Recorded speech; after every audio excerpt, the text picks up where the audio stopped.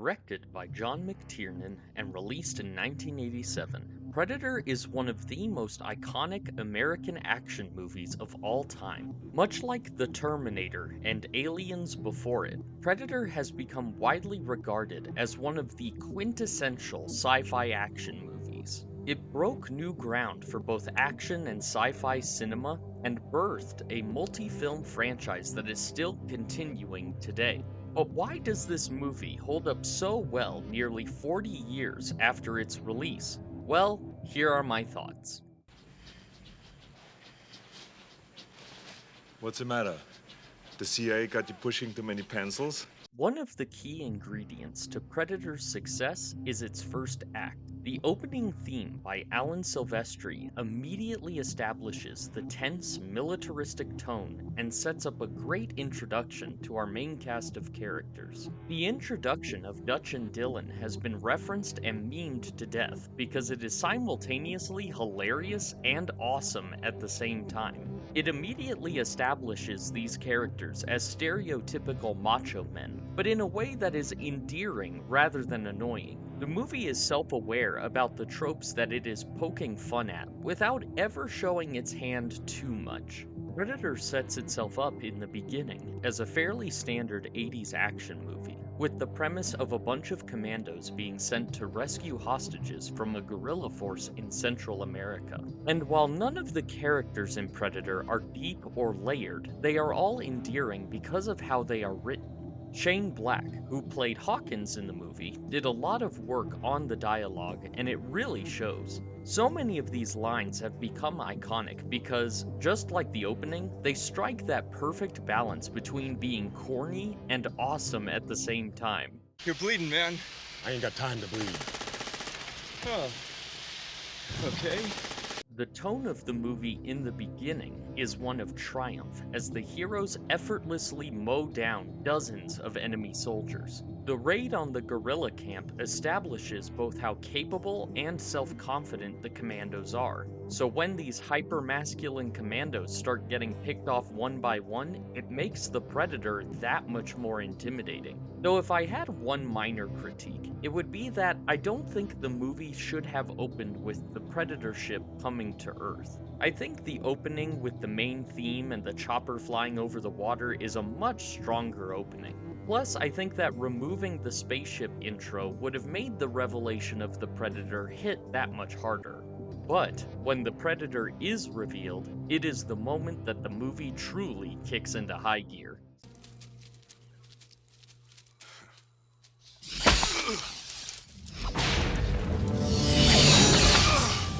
Throughout the first act of the movie, the Predator was lurking in the background, spying on the commandos and waiting for the perfect time to strike. And the mangled corpses that the commandos discovered in the beginning of the movie establish how ruthless and cunning the Predator is. In a similar vein to both Alien and Aliens, the Predator doesn't make its first kill until about 40 minutes into the movie. It is Hawkins who is the first to go, and whether intentional or not, this fits in with the slasher movie trope of the most licentious character being the first one to get killed off.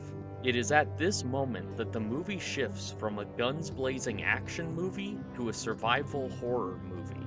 This twist works because it subverts the typical action movie formula while staying true to the characters and everything the movie had established up until that point. And from this point forward, the entire atmosphere of the movie changes. The action stops being over the top and large scale and instead becomes more grounded and suspenseful. The score stops being loud and triumphant and instead becomes quiet and menacing. The quips and jokes also mostly stop at this point in the movie, as the characters are now in genuine fear for their own lives. So many modern action movies make the mistake of intercutting suspenseful moments with jokes, which immediately robs any scene of its tension.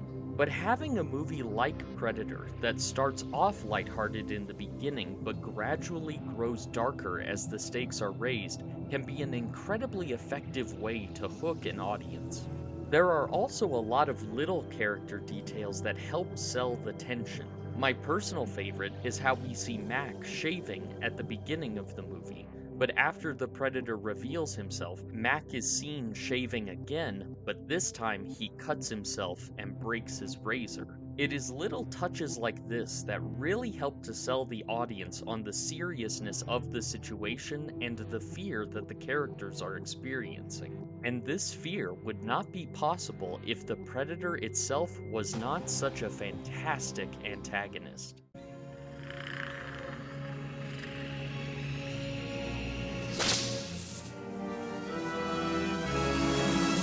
The Predator is one of the most iconic movie monsters of all time, and for good reason. This mix of a sci-fi alien with a tribal warrior gives the Predator such a distinct look and perfectly fits with the concept of a hunter from another world. The tribal look also helps the Predator to feel right at home in the jungle, and its humanoid shape helps to ground the creature for the viewer. The original design for the Predator was more akin to an insect, but the design was ultimately changed to make it easier for the actor to move in the costume. Not only does the final design look better in fight scenes, but it also helps to show that the Predator is an intelligent organism that easily rivals man in both its intelligence and strength. And the noises that the Predator makes perfectly sell the savage nature of the creature. Peter Cullen tells a great story about how he came up with the voice for the Predator. They were going to roll down to the very end of the film where the Predator takes off his headgear and you're going to see the face and all that stuff. And when they did that, I saw this ugly, ugly face and these tentacles like going like this. And it reminded me of a upside down horseshoe crab dying in the sun on a beach when I was a kid. It was nasty. But from that horseshoe crab was coming all this crackling sounds, bubbles coming out that were bursting, you know. I could remember it. So I don't know if I can do them now, but I thought, okay.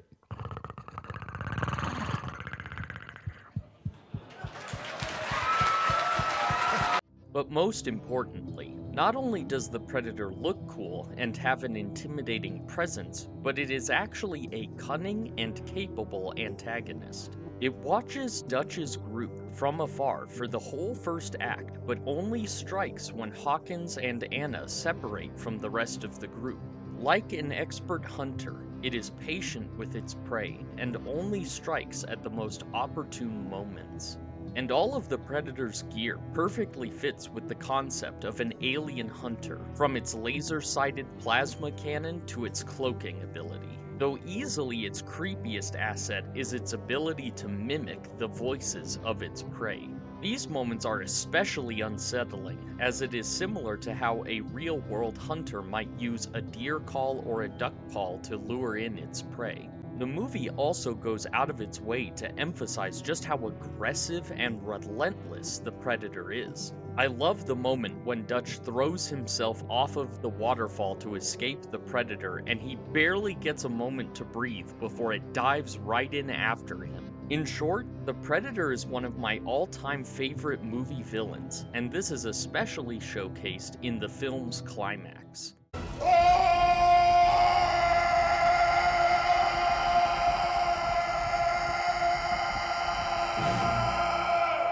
The build-up to the final confrontation between Dutch and the Predator is really exciting and engaging. The movie cuts between the Predator admiring his trophies and Dutch gearing up for his last stand. This is such a great use of parallelism that mirrors the beginning of the movie.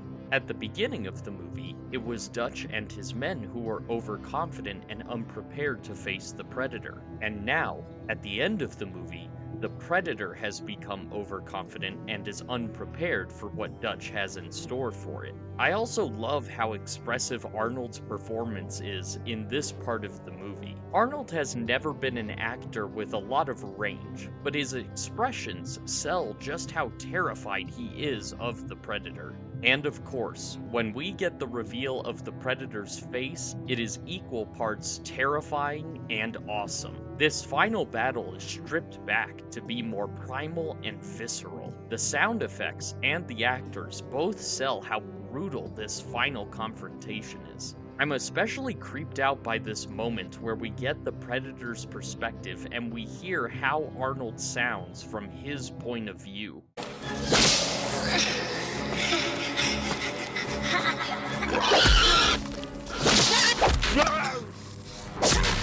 It makes him sound so much more helpless in the face of this overwhelming monstrous force. I also love that Dutch beats the Predator not through sheer firepower or muscle power, but through ingenuity. It perfectly parallels the beginning of the movie that was showcasing the Commando's abilities from a physical standpoint, and yet Dutch beats the Predator with his intellect. And the Predator mimicking Billy's laugh right before blowing himself up just cements how terrifying and utterly ruthless the Predator is. It is a perfect conclusion to an amazing film. Run! Go! Get to the chopper! Overall, Predator is a movie that is nearly perfect in terms of its structure, tone, and tension. It is simultaneously a great action movie, a great horror movie, and a great sci-fi movie. It inspired so many movies that came after it, and I would still consider it as one of the greatest action movies of all time. So with that, I'm giving Predator from 1987 5 out of 5 stars. I haven't seen any of the other films in the Predator franchise, so I look forward to watching them and giving my thoughts in the coming weeks. I hope you all have enjoyed this video. Be sure to like and subscribe for more content every month, and let me know down in the comments your own thoughts on Predator. As always, thank you for watching, and I'll see you in the next video.